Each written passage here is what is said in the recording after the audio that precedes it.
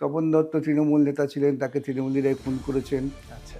ওর স্ত্রী লড়াই করেছেন, তার হয়ে আমি লড়াই করেছি। তিনি পরবর্তীকালে বিজেপিতে যোগদান করেছেন, তাতেও তো তার হয়ে যে লড়াই, তিনি যে লড়াইটা করছিলেন, সেই লড়াইয়ে তার সঙ্গে থাকার ক্ষেত্রে তো কোনো আপত্তি হওয়ার কারণ নেই।